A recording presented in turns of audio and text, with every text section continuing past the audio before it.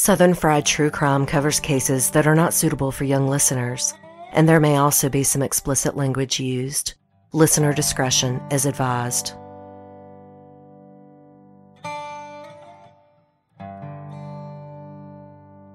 The trope of the Black Widow in popular culture usually conveys a woman who kills her husband for profit. But that's not the only connotation. Black Widow spiders are infamous for their sexual cannibalism.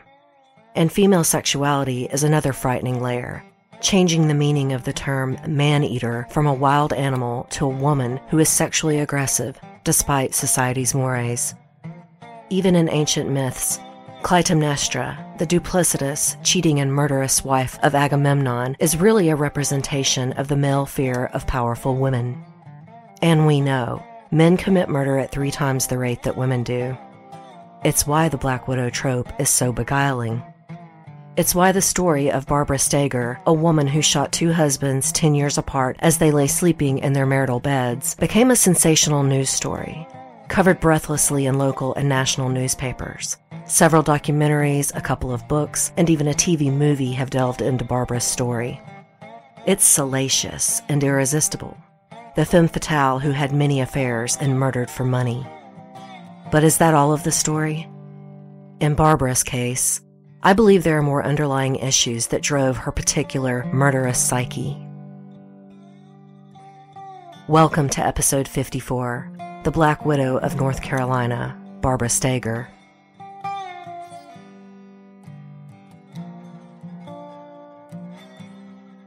Durham, North Carolina may be best known as home of Duke University. Or maybe you're familiar with the classic baseball movie Bull Durham, a former Carolina League team named for the Bull Durham Tobacco Company. It's a gorgeous and storied southern city lying in the upper central part of North Carolina. The English explorer John Lawson called the area the Flower of the Carolinas in 1701. Durham's centralized location grew out of the railroad industry in the 19th century. The wood-burning locomotives made frequent stops for wood and water, and Durham served as a much-needed depot between the established towns of Raleigh and Hillsborough. The land for the depot was donated by a man named Bartlett S. Durham in 1849. It was originally on 4 acres sitting next to his estate called Pandora's Box. Bartlett Durham died just 10 years later, missing the tobacco boom that followed the Civil War, as veterans from both sides traveling through became enamored with the mild flavor of the area's brightleaf tobacco. Many letters from travelers requesting Durham tobacco soon turned into orders from far-flung tobacco companies wishing to stock the unique product. A man named Washington Duke sought to capitalize on this new market, opening the tobacco company W. Duke & Sons. And while he was a great businessman, his sons took the company even further, creating a veritable monopoly in the tobacco industry. In the early 1900s, the federal government forced the Sons to break up the Duke's tobacco business under new antitrust laws. They maintained the American Tobacco Company, which became a major corporation in its own right, headquartering in Durham. After Washington Duke died in 1905, the family gave what became known as the Duke Endowment to Trinity College.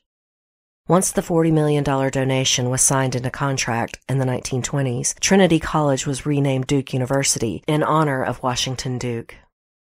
Textiles and agriculture dominated the economy until the 1950s, when, with amazing foresight, the Duke brothers, along with Duke University, the University of North Carolina in Chapel Hill, and North Carolina State University in Raleigh, persuaded the North Carolina legislature to buy up a large tract of land in Durham County to create what they deemed a science park for industry. This became known as Research Triangle Park, and is one of the most prestigious tech research and development parks in the U.S. Being a part of this triangle with Chapel Hill and Raleigh gives Durham an insulated quality. It's a big city but a small town. Though there are the racial tensions common to many southern cities, Durham's population is fairly evenly split, with 42% white and 40% black residents. African American culture in Durham is celebrated not just in the pioneering of civil rights sit-ins by Minister Douglas E. Moore, but also for the prominent and successful black-owned businesses in Durham, many centered on Paris Street, which became known as the Black Wall Street. And though North Carolina may today be a red state, Durham remains staunchly Democratic. With a more balanced population of African Americans and white liberals working together, they have controlled city and county politics since the early 80s. And within this diverse culture, there are more than 120 churches, the vast majority of those being Baptist, with Methodists not far behind. Cities this rooted in church and community often have a small-town feel. And Durham is also a college town with great pride in the Blue Devils, as well as other local sports. That makes for an even more communal sense of belonging. Barbara Lee Terry was raised in one of those tight-knit Baptist churches. Born October 30th, 1948, her family was heavily involved with their church, Rose of Sharon Baptist Church. Barbara was baptized there at the age of 10. Her parents, Marva and James, and all their children, including Barbara's younger brothers, were those types you hear about that are at church whenever the doors are open. However, they left the Rose of Sharon after the pastor was involved in some unseemly controversy, joining Ridgecrest Baptist Church, where Barbara joined the Baptist Training Union. Marva and James, along with being avid churchgoers, were Durham folks through and through. James worked for Duke Power, and Marva was a secretary at Duke University Medical Center. Their commitment to church and community was notable and remembered once Barbara's own scandal came to light. Her supporters have always referred to her strong Christian character. Barbara is remembered as an overachiever. Though she wasn't a natural academic, she had to work hard for her good grades. She had severe astigmatisms in both eyes and wore very thick glasses from a very young age. She was a skinny little girl with mousy brown hair and big teeth. She was naturally shy and self-conscious, but overcame those problems, pushing ahead of classmates in academics, if not in looks. And it was no secret where that hard work came from. Marva Terry was a very domineering mother. She pushed her daughter to be the best. If Barbara resented her overbearing mother, it doesn't show. The two remained extremely close into her adult years. Barbara graduated from Northern High School in 1967 and then went to Appalachian State Teachers College in Boone on a full scholarship. Away from her mother's influence, she began dressing more stylishly, cut and colored her hair a blonder color. She also started taking more interest in the opposite sex. Her roommate, Laura Campbell, had a steady beau named Steve. Steve's roommate was a young man named Larry Ford. They went on a couple of awkward double dates before Barbara and Larry started hanging out on their own. James Larry Ford was born in August of 1948 and grew up in Colfax, about an hour outside of Durham. He was born in Randleman to Quakers Henry and Doris Ford, oldest of 5 kids. When they moved to Colfax for a better job opportunity for James, they joined the Shady Grove Wesleyan Methodist Church. Larry was also raised in a very devout household. And he was also a very good student, more academic than athletic, though he did excel in sports. He was president of the Beta Club, an Eagle Scout, and he dreamed of being a teacher one day. Larry took a full-time job, his mother took a job in a department store, and his dad changed jobs to a better one at a dairy, all so they could save money to send Larry to college. Jerry Bledsoe, in his book on this case, Before He Wakes, found that Barbara initiated a sexual relationship with Larry almost immediately. She pushed. She wanted a serious relationship. He was reticent and seemed embarrassed. He broke off the relationship, and Barbara immediately had some sort of breakdown. Her roommate Laura described it as Barbara lying in the fetal position on her bed and moaning incoherently. Her parents were called and immediately checked her into a hospital. She was back in a couple of days, and was back seeing Larry soon after that. Her friend wondered if the whole thing was put on to manipulate Larry into seeing her again. Just a few weeks after this, Barbara became pregnant. The implication was she did it on purpose to trap Larry. And it worked. Larry was troubled and went to his mother Doris, who counseled that if he loved her, he should marry her. And so he did. Larry Ford and Barbara Terry were married on May 21st, 1968, in a chapel on campus with just a few friends as witnesses, no family. They called their parents afterwards.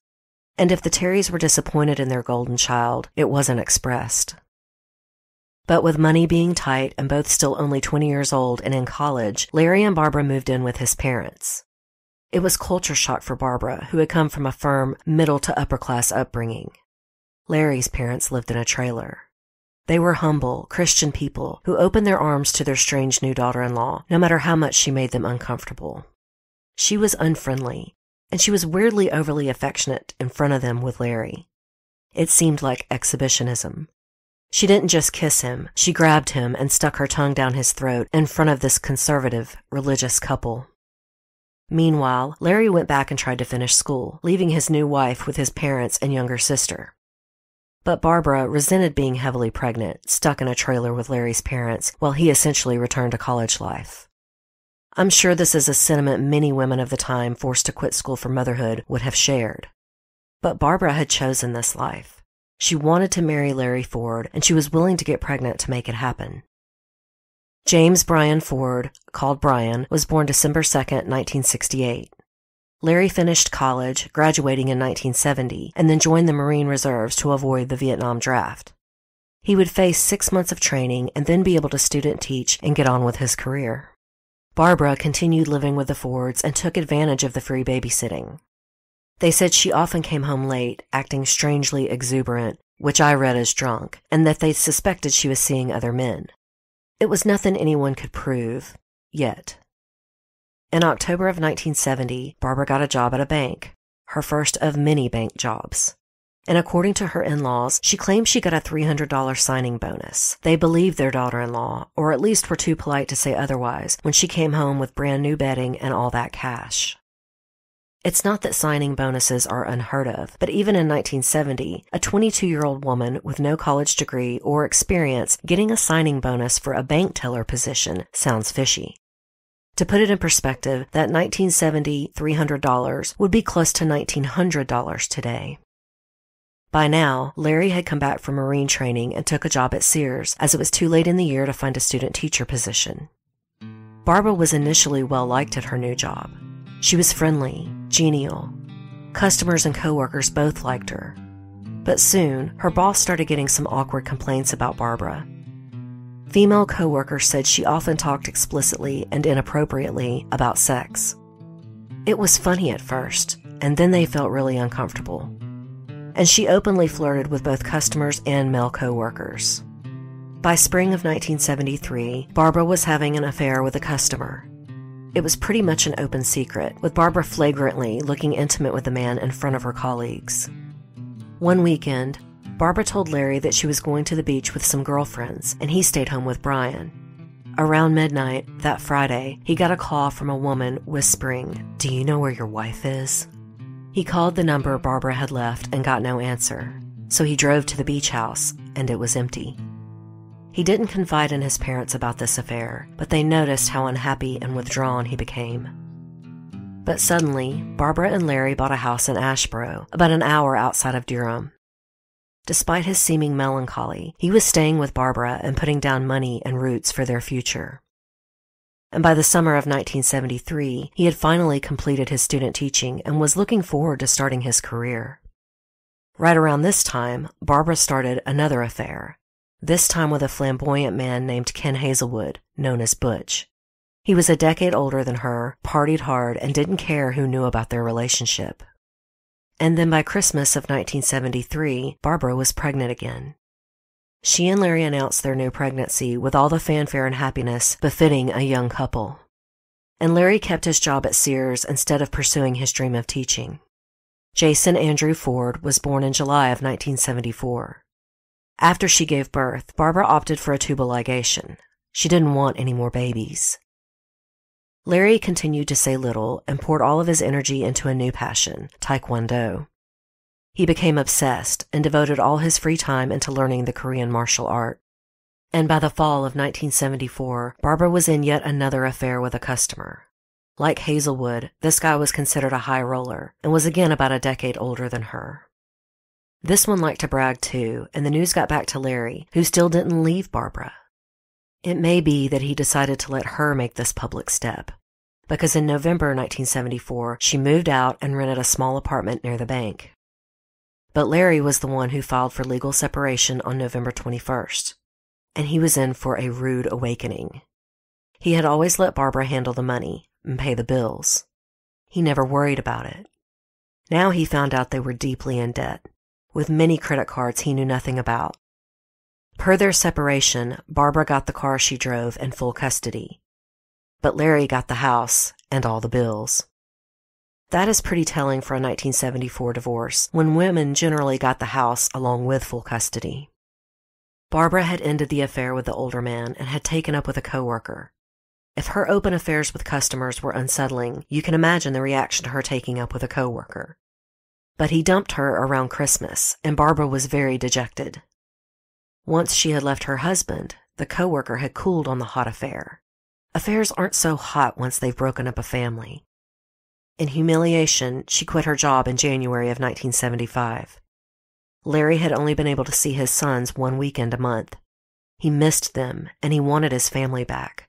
He was willing to forgive Barbara and start over, though at this point he had confessed everything to his parents, who prodded him to sue her for full custody of the boys and cut his losses with her. Larry didn't want that. Despite everything, he was still a devout Christian, and though Barbara hadn't been all that devout during their relationship, she came from that background and recommitted herself to her husband and their faith. As soon as she moved back in with Larry, she got a secretarial job at an upholstery company. The pay wasn't too shabby, but Barbara began spending way above their means. She never lasted too long at any job, and by March of 1976, she had taken a new secretarial position at a manufacturing company. She bought herself a brand new Mustang and started bragging about her job and travel expenses. She was secretary to the company president and took full advantage. And being Barbara, she was soon in a full-on affair with her boss. His regular mistress was incensed and heard from many people at the company. It's almost comical to report on this affair, with his first mistress jealous of the new mistress, but it's true. And the affair with Barbara didn't end until word actually got back to his wife. So then, Barbara had to leave yet another job. This was 1977. She announced to Larry and the family that she intended to study for her real estate license. She thought she would be a natural. During this time, Larry's Datsun was almost repossessed. Mortified, he took out a loan from his credit union at work. He still wasn't teaching, maintaining a well-paying full-time job with benefits. Barbara took a job with Coley Realty. Kay was a woman she deeply admired, glamorous, always dressed to the nines, driving a fabulous convertible. Kay was everything Barbara wanted to be. Meanwhile, Larry still buried himself in Taekwondo. He became a black belt in March of 1978. And around the same time, he started mentioning to friends that he wanted to buy Barbara a gun. She had told him she thought somebody was following her home from work. This wasn't exactly new territory for Larry. At her first job, when talk first started of her affairs, she accused a coworker of coming on to her and nagged Larry until he went into the bank and confronted the man. The man had been bewildered and denied everything. It was humiliating and seemed to be a dramatic stunt from his wife. But at that time, he didn't know the cheating Barbara, the woman of many affairs that would break his heart. He believed her until the embarrassing confrontation. So it seemed strange that he would buy into her dramatics about a car following her home, especially after all the cheating. But according to friends, he did mention it. But he wasn't the one to buy her a gun. On March 20th, 1978, Barbara convinced their pastor to accompany her to be a character witness so that she could get a gun permit. Back then, that was acceptable and there was no wait period. She then talked another agent at Coley Realty, a man named Stanford, into buying her the gun. She had actually come on to this man before at a conference, but he was put off by her aggression and declined her advances. But for whatever reason, he agreed to help her go buy a gun. She said she didn't know anything about guns, and that's why she needed his help. He took her to a gun store, and they bought a .25 caliber semi-automatic blue Sterling handgun and a box of ammunition. The receipt was in Barbara's name. It was a little less than $80. 12 hours later, her husband, Larry Ford, would be dead of a supposed accidental gunshot to the chest. At this time, I'm going to pause for a commercial break.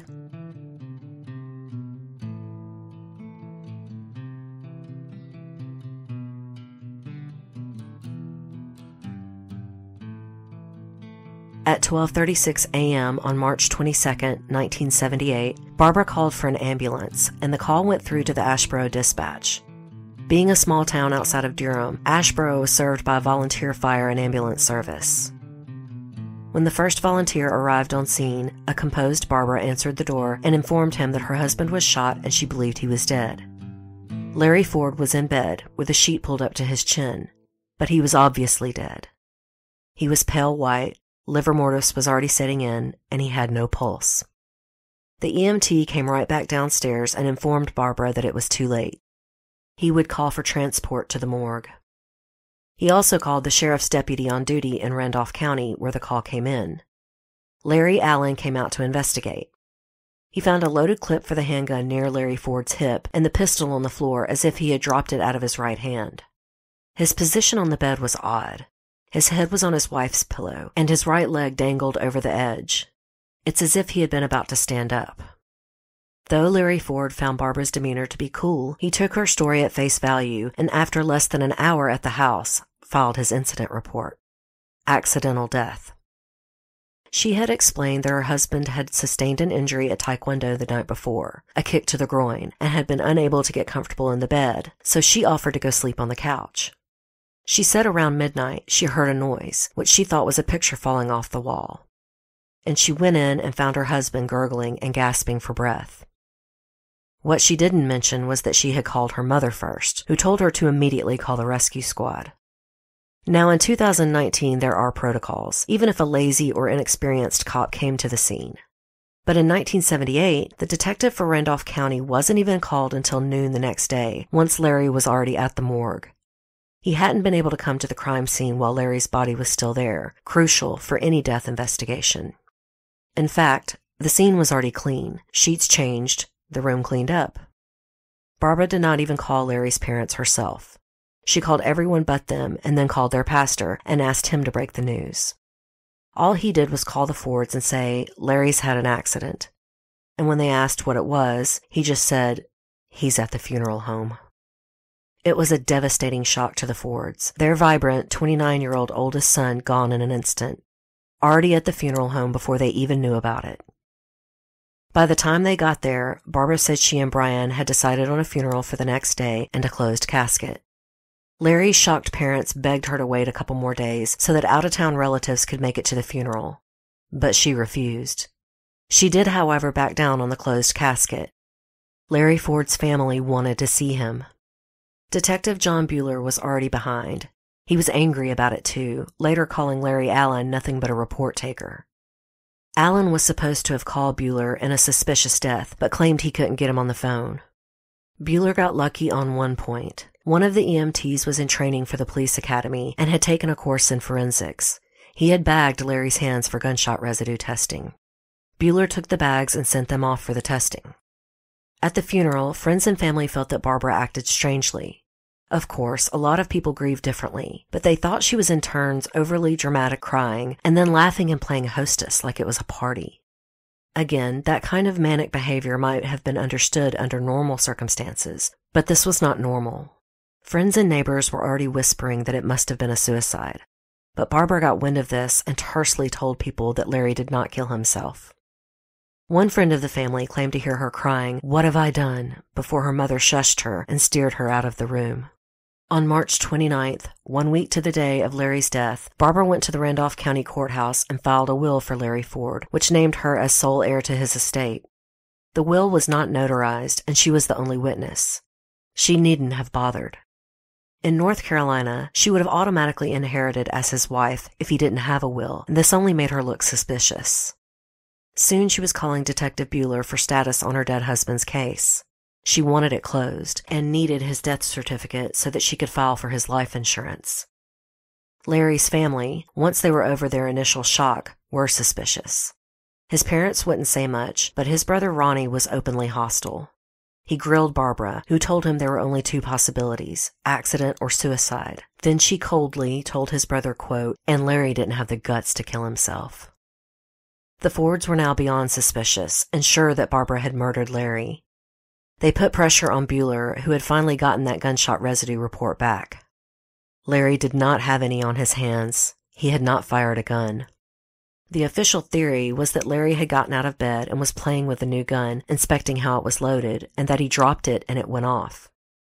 Bueller went to the Fords and asked for permission to exhume Larry's body for an autopsy. Barbara had insisted that no autopsy be performed on her husband. And as the initial report was filed as accidental, no one insisted on an autopsy. There had not been enough evidence. Again, today, an unassisted death, especially one involving a gun, would automatically require an autopsy.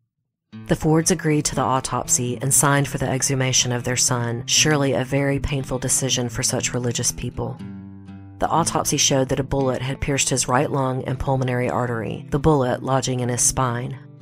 The trajectory was downward, as if someone was standing over him. If he had really dropped the gun and it accidentally fired as he was standing, the bullet would have an upward trajectory.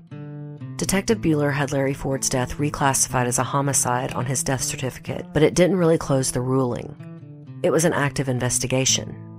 Barbara was the prime suspect, but it wasn't made public. There were a couple of headlines, but not much traction on the story. Then, just 15 days after Larry's murder, Barbara's friend and idol, Kay Lou, was shot down in her car with another girlfriend by her jealous husband.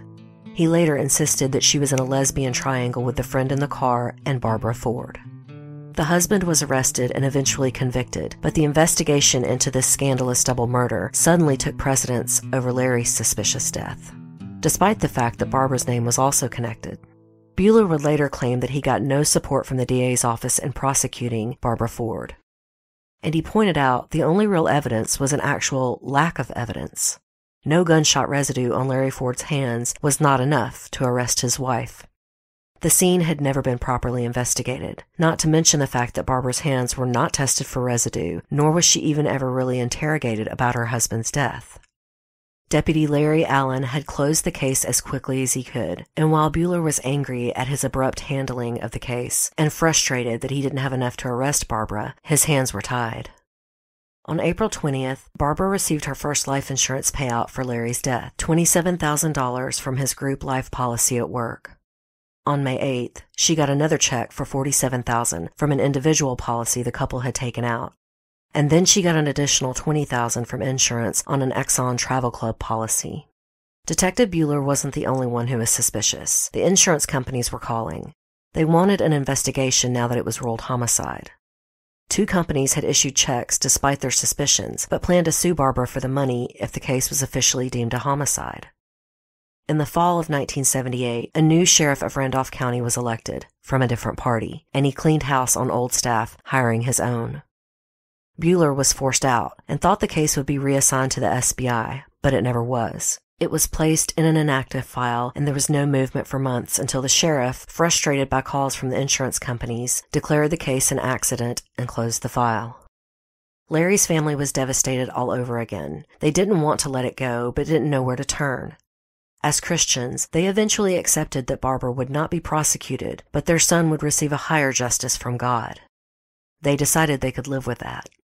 Barbara had moved back to Durham in the summer of 1978, moving in with her parents, while she house hunted with more than $70,000 in insurance money. That's close to $243,000 in 2019 money. She met a man named Russell Steger when he showed her his house. He was in the middle of a divorce from his first wife, Jolynn. Barbara didn't buy the house, and he wound up paying a settlement to his ex-wife for her share and stayed in the house.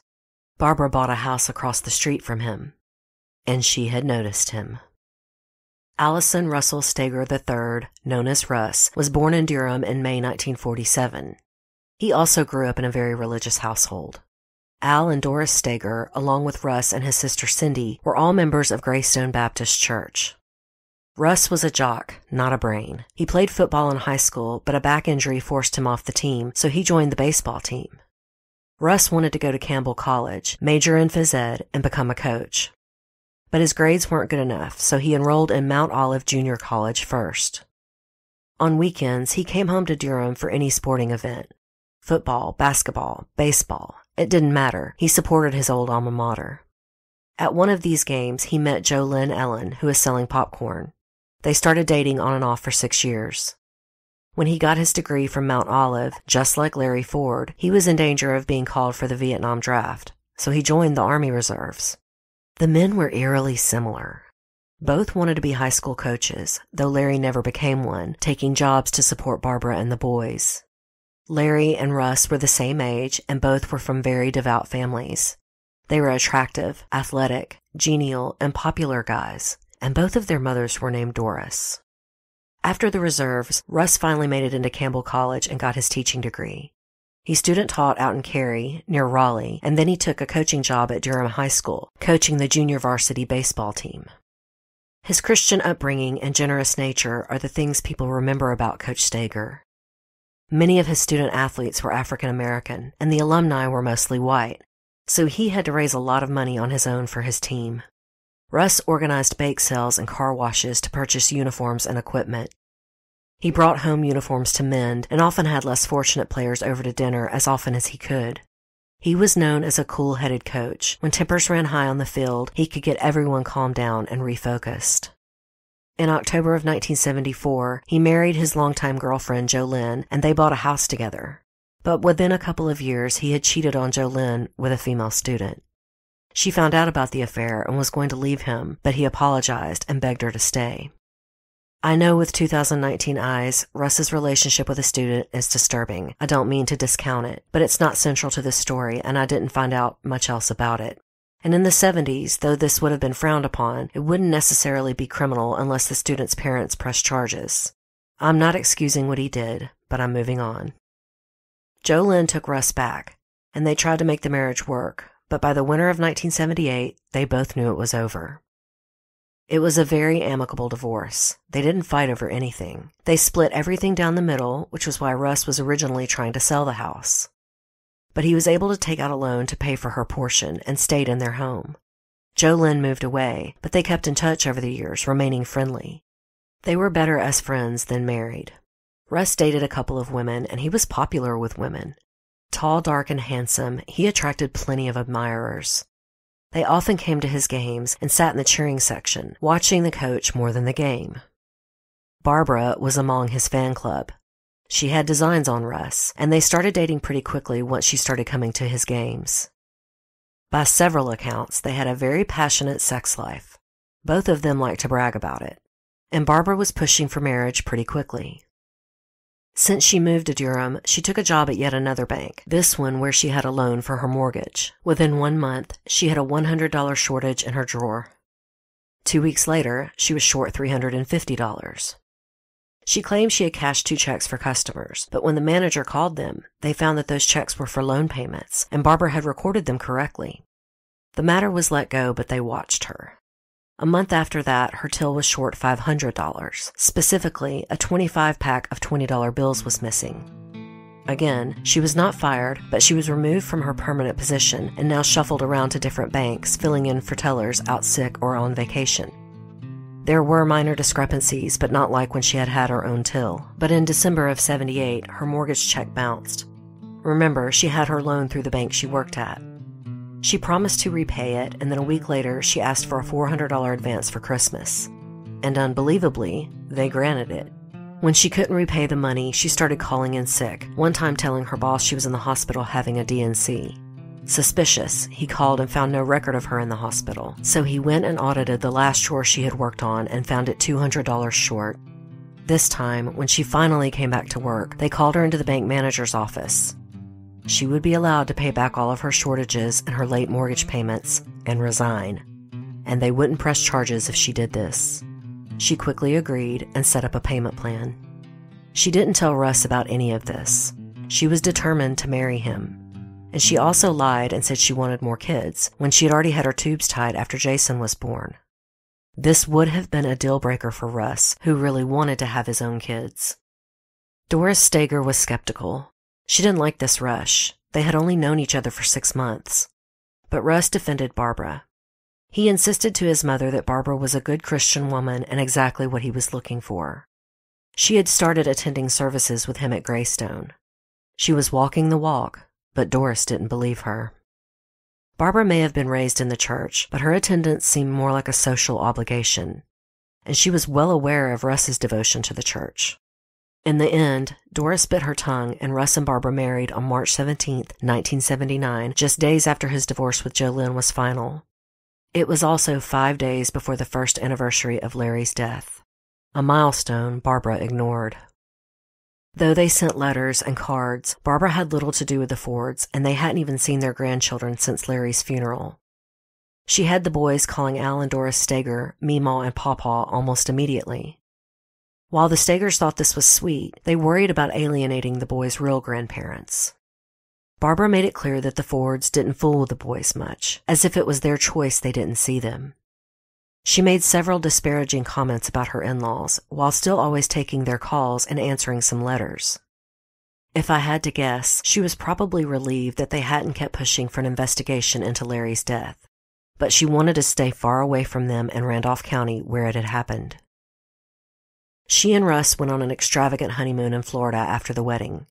And then Barbara, Brian, and Jason moved into his house, and she took a new job as a secretary. Russ was great with the boys. As a coach, he was a natural, stepping into the father role with ease.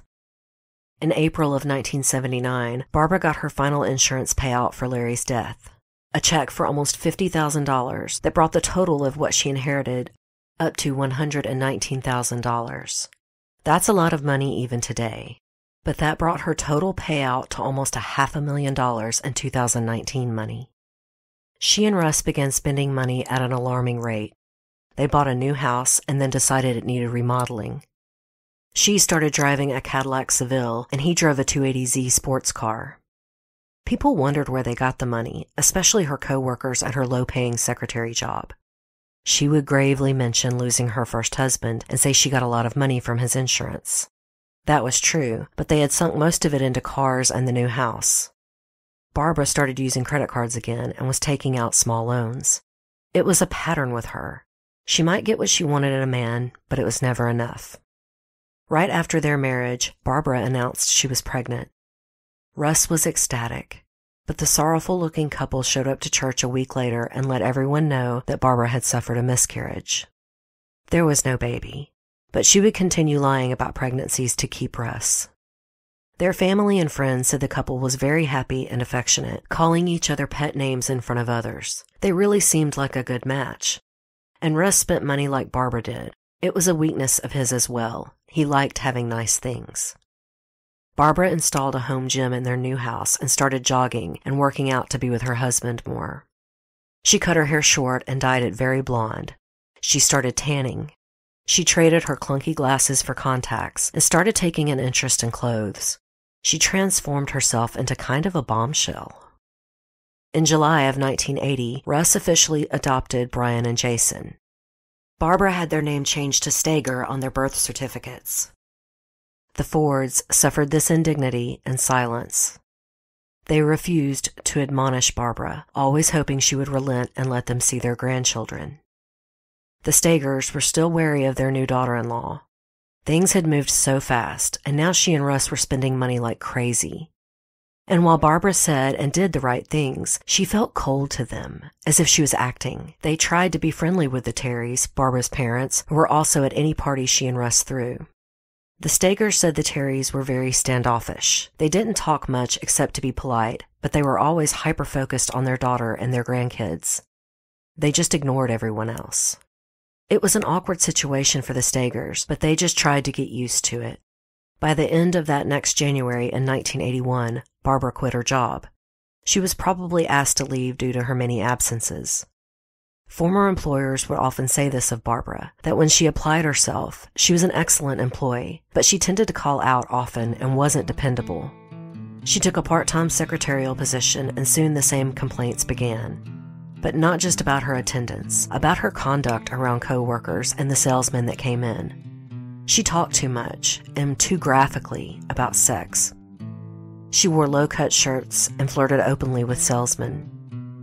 Naturally, she started having affairs again. It's hard to understand Barbara's motives when, by all accounts, she was very happily married. Even family that didn't like her personally saw that she and Russ adored each other. But Barbara was moved by a strange compulsion. Author Jerry Bledsoe suggests it was her strict Baptist upbringing. When she was growing up in the 50s and 60s, church doctrine said that good girls didn't date. They didn't hold hands. They didn't kiss. It was a mortal sin to touch a man without being married to him. He has a very good point. Barbara probably felt repressed, and the minute she got to college, away from her mother's watchful eye, she dressed and behaved differently. She dated and then married the first man who paid any attention to her. She and Larry had never been a real love match, but they were married for almost 10 years before his death, and during that time, she had countless affairs. Barbara seemed starved for male attention. But with Russ, it should have been different. They really did seem like a love match, but she couldn't seem to help herself. Russ didn't find out about her affairs for years. During that time, the couple bought a beach house and joined a country club. They were living well above their means, and people noticed. A family member of Russ's noticed something important too. While at the beach cottage for a family weekend, Barbara was wearing a skimpy bikini, and Russ's Aunt Edna spotted the scar from her tubal ligation. She knew very well what that scar was, though Barbara claimed it was from an old surgery when she was a child. Edna told Doris Steger she's had her tubes tied, and at this point, Barbara had faked 2 pregnancies and 2 miscarriages. And still, Doris said nothing to her son. Despite her misgivings about Barbara's dishonesty, he seemed truly happy, and she wouldn't ruin that. Barbara and Russ started socializing with couples from the country club, 2 specifically, the Welches and the Gordons. Harry Welch gave Barbara a job. He owned a radio station, and she thought she would be great at selling ad space. She had quit her last secretarial position without notice, aggravating to the afternoon shift worker, but probably a relief to her bosses. Harry Welch soon learned the real Barbara's work ethic. She never sold 1 ad, and she was putting him in an awkward position. He needed to let her go, but was trying to work out how to do that and maintain their couple friendship. He liked Russ Steger and didn't like this uncomfortable situation. He wound up getting out of confronting Barbara. In early spring of 1982, Barbara announced to her friends and family that she had sold a book to Doubleday Publishers. It was called Untimely Death and was to be about her first husband. She claimed she got a $400,000 advance. That dollar amount widened eyes, but many weren't surprised that she had written a book. She had often talked about writing. In February of 1982, she took the letter she had supposedly received from Doubleday to the bank and got a loan for $100,000. She had faked this letter. After Russ's death, officers would find a box with Doubleday letterhead pasted onto another page, and then she had made a copy. She may have submitted a book treatment and been turned down, receiving a letter back on official letterhead. I find it astonishing that the bank took this letter at face value.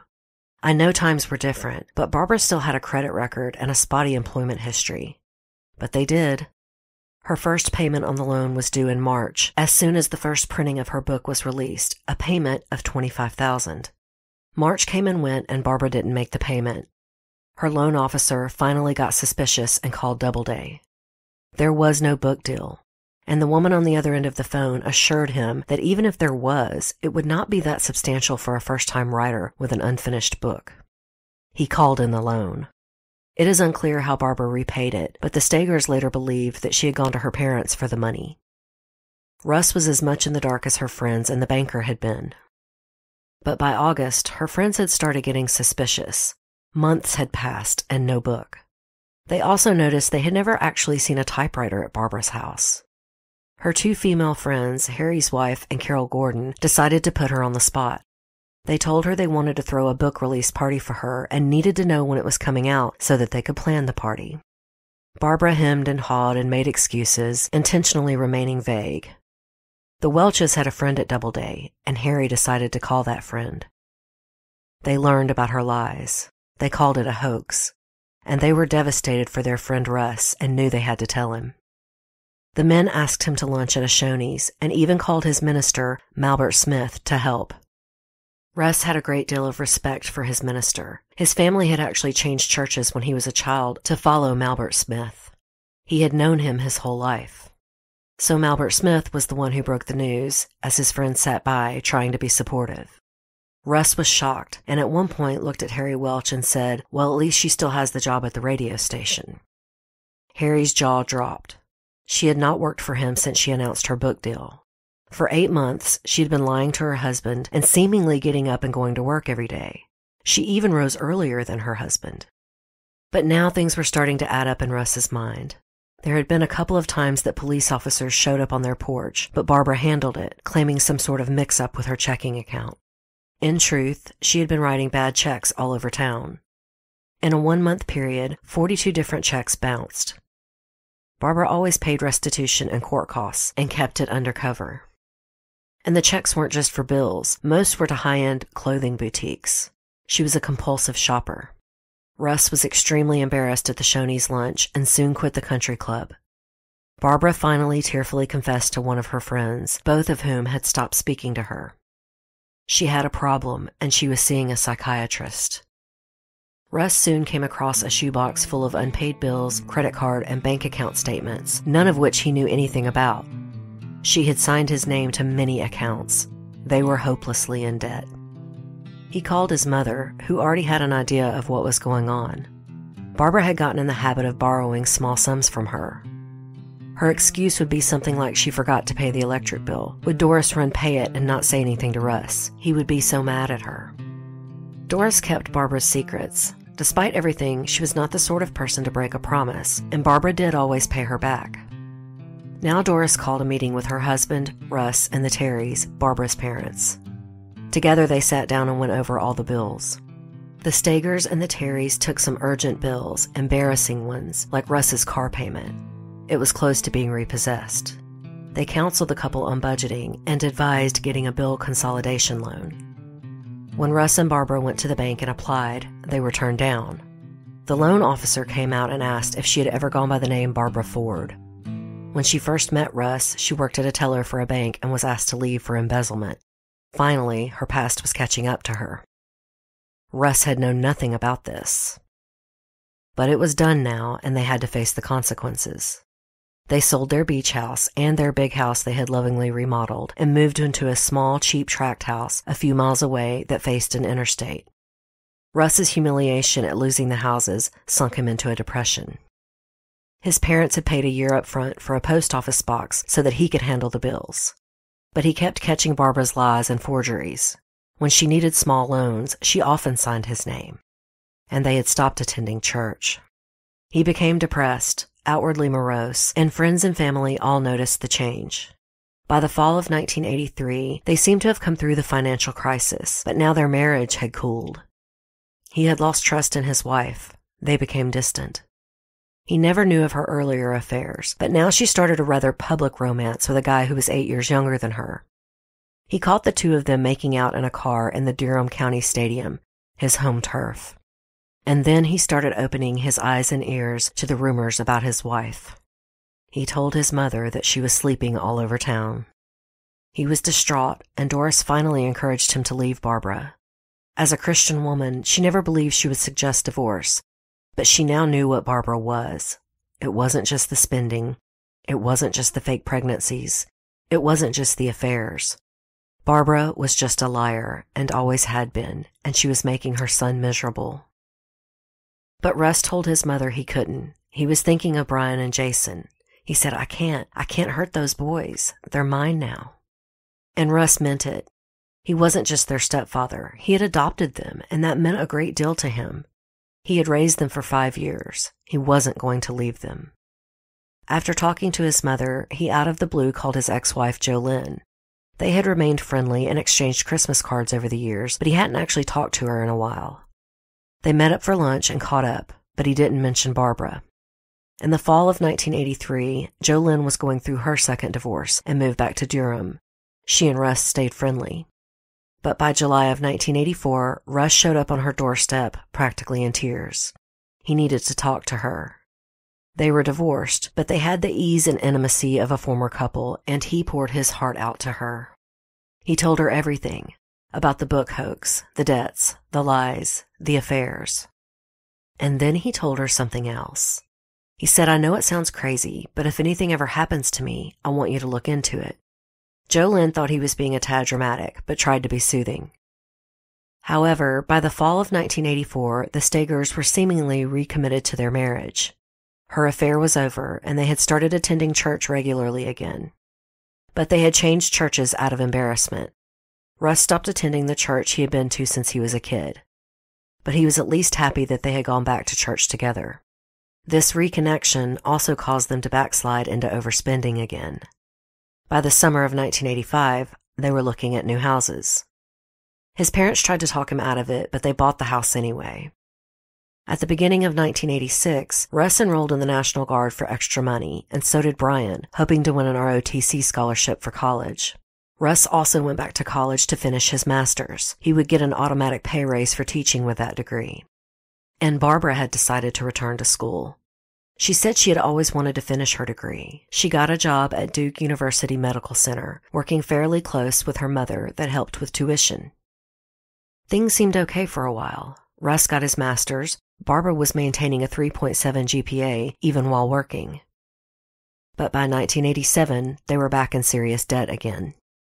In February of 1987, Russ and Barbara took out personal life insurance policies for $50,000 each. They also refinanced their mortgage, gaining $20,000 in cash, which caught up their unpaid bills. That's how it always was, robbing Peter to pay Paul. And Barbara was again writing bad checks. Her shopping compulsion had returned, and Russ's depression and unhappiness had returned. In November of 1987, he went to see Jolynn again, and this time he reiterated what he had said before, that if anything happened to him, he wanted her to look into it. But this time, he told her about Barbara's first husband, Larry. He was starting to believe his death was not an accident. She told him not to be silly. There would be an investigation. You can't just kill someone and get away with it. Russ solemnly told her that Barbara would be clever about it, that she could make it look like an accident. He made her promise she would look into it if anything happened to him. She agreed. I'm going to pause here for a word from one of our sponsors.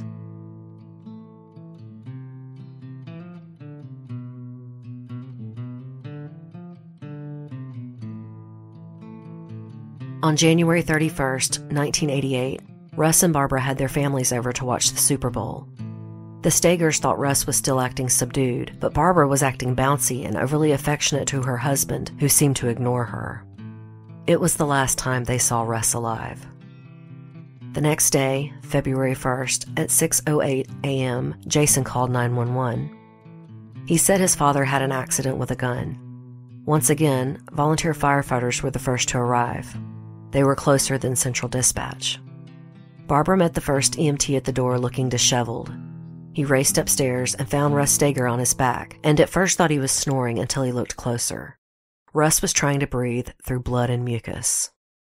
As other rescue workers filled the house, Barbara was seen and heard nervously flitting around and repeating, "Why does he keep those things here? My God, I'm scared of these guns. I wish he didn't have these. I wish he didn't keep a gun under the pillow." And just like with her husband Larry Ford's death 10 years earlier, the police seemed to take her word for it. Russ was rushed to the hospital where the ER doctors found that the bullet had gone through the back of his head and was lodged in the front of his skull. He was brain dead, and it was only a matter of time before he died, unless the family wanted to take extreme measures. Jason was the one who spoke up and said, "Daddy wouldn't want that." Once Doris and Al Stager got to the hospital, Barbara reportedly said, "I'm sorry, I didn't mean to do it. Forgive me." Then she said she was going home to shower and change, even as her husband lay dying. Her mother called out to her and told her she might as well go ahead and clean up the bedroom. Russ Stager passed away at 12:30 p.m. Barbara's official story never changed from what she told first responders.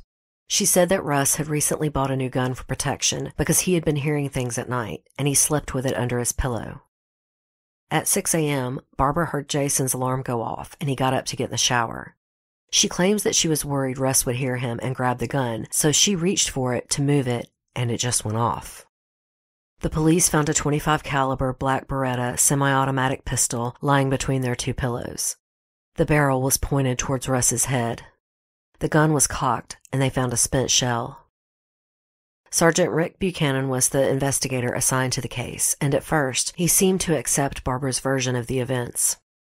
He came out to the house, and the room was already clean. The bed was made.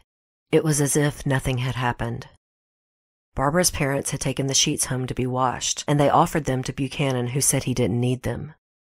It appeared Russ's case was also about to be closed as an accident, without even an autopsy. Al and Doris Stager had been to see Buchanan, and while he was polite, he was noncommittal. He just assured them that he was checking into things. They went home distraught. When Russ's ex-wife, Jolynn, heard the news, she immediately called the Durham County Sheriff's Department. She couldn't get the investigator on the phone and left a couple of messages. Then she sat down and wrote out a letter of everything that Russ had told her. It essentially read that Russ feared for his life and told all about Barbara's affairs, the book hoax, large missing sums of money, her many shady loans and forging his name. She said that Russ had been in the Army and knew how to handle guns and that he would never have slept with one under his pillow. Most importantly, she told about Larry Ford's suspicious death. And then she told of Russ's insistence that she look into it if anything ever happened to him. She didn't wait for Buchanan to return her call. She went up to the sheriff's department and asked to speak with him. He told her there would be no autopsy, that they were treating this case as an accident, so she handed him the letter to read. He didn't react to it in front of her. He just said he would look into it and showed her out. But he immediately jumped into action. He started calling Randolph County about Larry's death. Then the Stagers returned with Joe Lynn to see Buchanan. His attitude had completely changed. He told them he had already arranged to have Russ's body picked up at the funeral home for an autopsy without Barbara knowing. Thankfully, unlike Larry Ford, Russ had not been buried yet. The autopsy showed that the bullet had entered the back of Larry's head in a downward trajectory. This did not match Barbara's story. Buchanan went to see Barbara with a few other officers, without calling her first, to catch her off guard. He asked if she would demonstrate for them what happened, and to his surprise, she took the bait and even let them videotape it. She is hesitant in the video and twice stops and says, "No, that's not right." She even moved the officer who was lying in Russ's spot to where she said he really was on the bed. She made her finger the shape of a gun and pointed it at the officer's head while rambling on. It is a bizarre thing to watch. Her performance did not match the autopsy or her original statement. I saw Sergeant Rick Buchanan on an episode of Forensic Files, and when asked what he thought when he saw the video, he replied, "She's a lying-ass bitch." Durham County District Attorney Ron Stevens was also immediately suspicious and brought in Assistant District Attorney Eric Evanson to help with the case. James and Terry Ford were sitting at the dinner table listening to the evening news one night and heard about Russ's death and possible murder. Doris immediately thought, "She's done it again," and called the sheriff's department. The Durham County detectives went to Asheboro to talk to the Fords and the original investigators on Larry's case. Jerry Bledsoe reports in his book, Before He Wakes, that Buchanan was less than impressed with Larry Allen, the deputy who responded that night, and closed the Ford case as an accidental death within the hour. Buchanan told the author, quote, "He was evasive and kept saying that after his initial response, he had no further contact with the case, but he appeared well organized for such a sloppy investigation and remained defensive." The implication, like Detective Bueller before him, is that they found Larry Allen to be lazy, and now he was the chief of police in Randolph County. Next, they tried to see Detective John Bueller, but found out he had left the force and the state. His ex-girlfriend handed over a box of files he had kept in the attic. When the Durham County investigators talked to the Fords, they found out that despite their best efforts, Barbara had not allowed them to see their grandchildren in 10 years. They told them everything they could remember about her and Larry's case, and how Randolph County kept putting them off, saying they would turn the case over to the SBI. The Fords had contacted the SBI on their own 3 times, but could never get anyone to listen to them. Durham County did bring in the SBI, and they mainly spent their time reinvestigating the Ford case. When they heard about Kay Lou's murder and the rumors of a lesbian triangle, they followed up on other rumors. Turns out, one of Barbara's lovers, Ken, a.k.a. Butch Hazelwood, had been shot to death in his office with a .25 caliber gun, and the case was unsolved. There was probably no real connection to Barbara except for the strange coincidence of so many gun deaths around her. When Durham County got back to Asheboro, they found out that Barbara had gone to the county courthouse and filed probate on Russ's estate literally an hour after that video reenactment. She had also requested more than a dozen death certificates, which would usually indicate multiple insurance policies. Durham County cops didn't want Barbara to know they were investigating her. When they left that day after the reenactment, she mentioned her first husband's death in an offhand way, and then asked the status of Russ's case.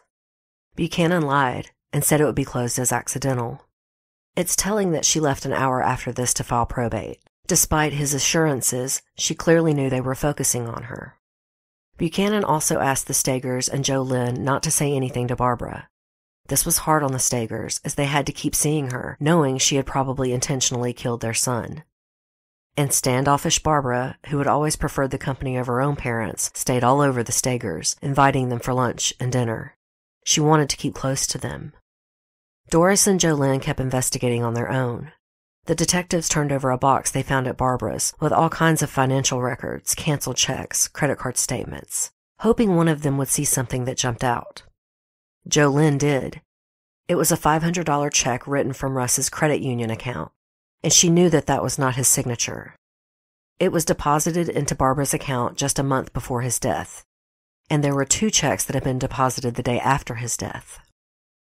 On April 18, 1988, Buchanan testified before a grand jury, and Barbara was quickly indicted. She was arrested the same day, and the media went wild. Her parents could not afford the $250,000 bond, and they had to face reality that they could not afford a good criminal trial lawyer.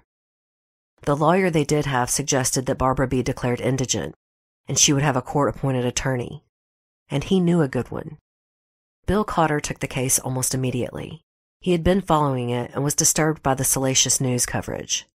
He felt she had already been tried in the media, and he loved a good underdog case. He would valiantly defend Barbara Steger against great odds. Jason, now in the 7th grade, was so outraged at his mother's arrest and the media coverage that he actually wrote a heartbreaking letter to the editor titled, "Mother was falsely accused of murder." Author Jerry Bledsoe talked to some of Barbara's cellmates at the time, and they said she was very proud of the letter, showing it to all of them. Brian, 19 years old and away at school, agreed to be questioned, but remained steadfast that both of his fathers had been killed in freak accidents. Cotter applied for lower bond and was denied, but a couple of weeks later, a group of family and friends, including Barbara's parents, all put up their houses for her bond. So she was freed until trial. I'm going to pause here for a final word from one of today's sponsors.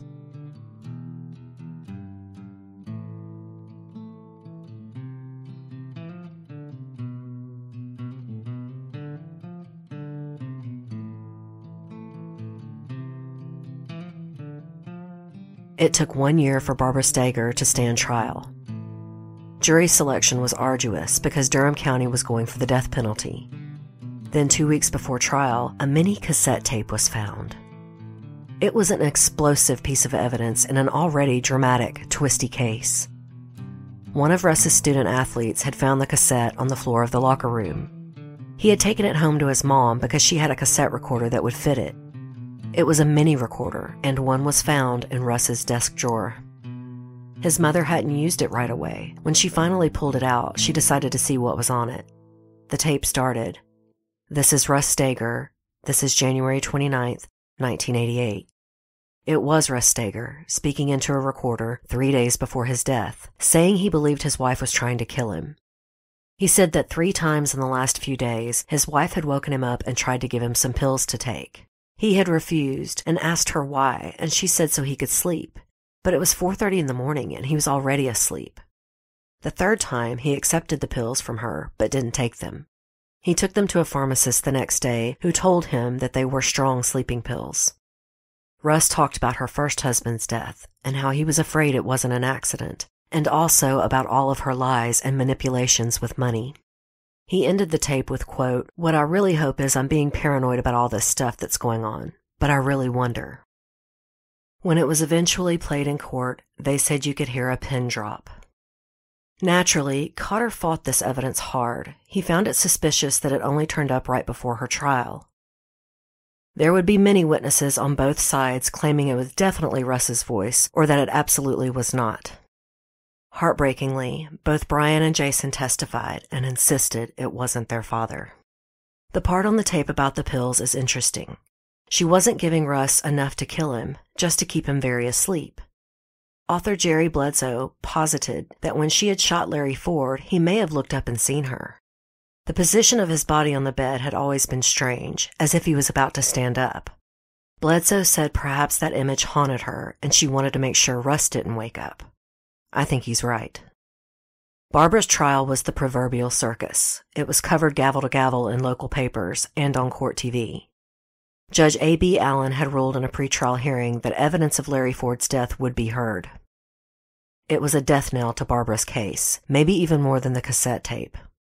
Barbara, once a tanned and attractive blonde, now appeared dowdy.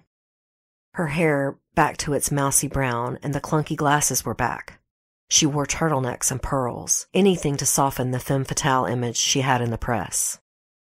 It was a huge trial, but went at a speedy pace. 21 witnesses testified on the first day. More financial evidence had been found on Barbara. She had taken out a $10,000 loan, forging Russ's signature. On that document, there was a box to check for life insurance. If he died, the loan would be paid off.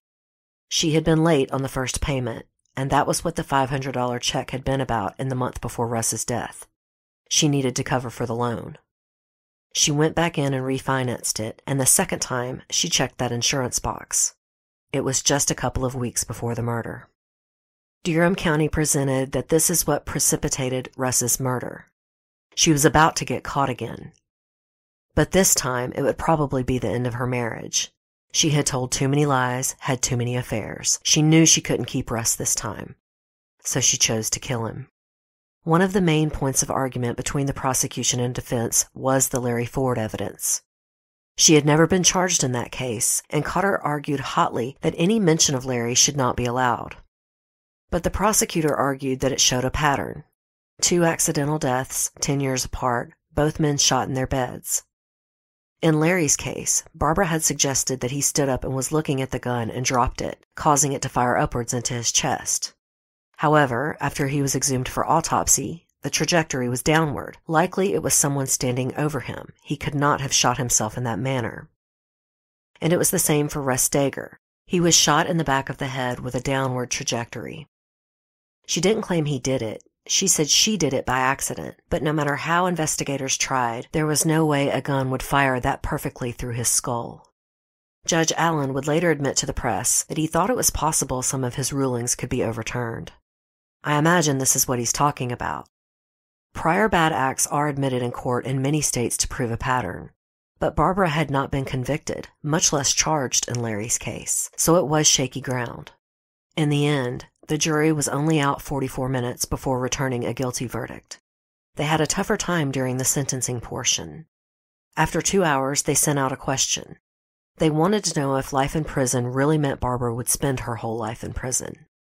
The judge instructed them that they were not to consider that. This jury was death penalty qualified, but once it came time to make the decision, they had a hard time with it. They did eventually vote for the death penalty after deliberating for 6 hours. Barbara's family was confident they could win her a new trial. They hired a big gun for her appeal, Wade Smith and his brother. Wade Smith had been on Jeffrey McDonald's team, the Green Beret family annihilator from the early 80s. Of course, McDonald lost that trial, but Wade Smith's career had taken off. He was a good litigator, and the McDonald notoriety certainly helped his career. Barbara Steger's appeal went before the North Carolina Supreme Court in May of 1991. The justices did not overturn the verdict. They made it clear in their opinions that they believed she murdered both of her husbands. They did, however, overturn her sentence. Earlier that year, the U.S. Supreme Court had ruled that a previous order that all jurors had to agree on any mitigating factors was overturned. It affected some 70 death row convictions in North Carolina alone. When the judge had given the jury their instructions, this was not among the list. So basically, it was a technicality in law that hadn't been decided before Barbara's trial. So they had to get another death penalty qualified jury and pretty much do it all over again. Within 7 minutes, this jury sent out the same question. Was life in prison really life? They were also instructed not to consider that in their deliberations. This time, Barbara Steger was sentenced to life in prison. And in North Carolina, that made her automatically eligible for parole in 20 years. She has now been denied parole 4 times. This case is an interesting look at the death penalty. I've chosen not to give my opinion on the death penalty in most cases, at least not on the death penalty in general. I have spoken up when I felt it was wrongly applied in a case. But no matter how you feel about the morals of the death penalty, the Steger case highlights the time and cost of sitting a death penalty jury, and more importantly, the anguish jurors feel about it, even if they initially say that they could vote for the death penalty. When Barbara went on trial, her ex-lovers talked to reporters and authors about her, and they all said she was insatiable and very sexually aggressive. Most reported that they had never met a woman who was as sexual as Barbara, one even suggesting she was a nymphomaniac. That's an outdated word and now has similar connotations to man-eater or black widow. A sexually aggressive woman needs to be put in a box they can understand, given a name they can deride her with. Men who behave the same way are not subject to the same type of judgment. Womanizer is probably the most equal word I can think of, and it still doesn't come with the same level of salaciousness and disgust that the word nymphomaniac evokes. I think it is likely that Barbara was a sex addict. There is no doubt she was hypersexual, and her many affairs during both of her marriages show her lack of control. And I believe it is related to her obsession with spending money. There was never enough money to satisfy her. She seemed to have a hole that she could never fill, whether it was with men, money, or expensive things. Whatever she had was never enough. I'm not excusing her many infidelities, and I'm certainly not excusing the murders she committed. But I do believe there is more insight into Barbara Steger's personality than reducing her to just a nympho gold digger. There is a quote that really stuck out for me from Barbara. She was having lunch with a friend not long after Russ's death, and mentioned her loneliness, but that she would probably never remarry because she was a jinx. She then told her friend, "I want somebody like Russ. No, what I want is Russ." I think she did love her husband, but she could no more fight her sexual addictions than she could her constant need for more money, more clothes, bigger houses. Again, there is a hole in that woman that could not be filled. Right before Russ's death, she was back to lying and forging his name on loans, and she was about to get caught and lose him. So when the walls were closing in on her, she did kill the man she loved to save herself. Southern Fried True Crime is written and produced by me, Erica Kelley. The original graphic art is by Coley, and Southern Fried's original music is by Rob Harrison of Gamma Radio. Though there are thousands of articles, a few documentaries, and books, my greatest resource was the book by Jerry Bledsoe, Before He Wakes, A True Story of Money, Marriage, Sex, and Murder. It is a truly thrilling read, especially for his coverage of Barbara's trial, which probably would have taken me 2 more episodes if I had tried to cover it in full. It's a dramatic and very Southern trial, even funny at times. Bledsoe does a fantastic job of picking out the best parts and portraying the players involved. I've linked to his book on my show notes and highly recommend the book if you're interested in more detail. And to give you a heads up, there won't be an episode released next week. I'm taking the Memorial holiday to spend with my family and also get ready for CrimeCon the following week. I can't wait to see you guys. If you haven't bought a ticket yet, don't forget to use my code FriedCrime19. If you enjoyed today's show, don't forget to subscribe and please tell a friend or rate and review on iTunes. I'm also on most large platforms like Stitcher and other podcatchers. If you're interested in supporting the show, please visit my website, southernfriedtruecrime.com. There you can sign up to be a patron of the show, make a one-time donation, or purchase show merchandise. That's southernfriedtruecrime.com. If you have any comments, corrections, or suggestions, you can email me at southernfriedtruecrime@gmail.com. I love hearing from you guys, and I'm always looking for new cases, so please feel free to reach out. Until next time, thanks so much for listening. Y'all take care.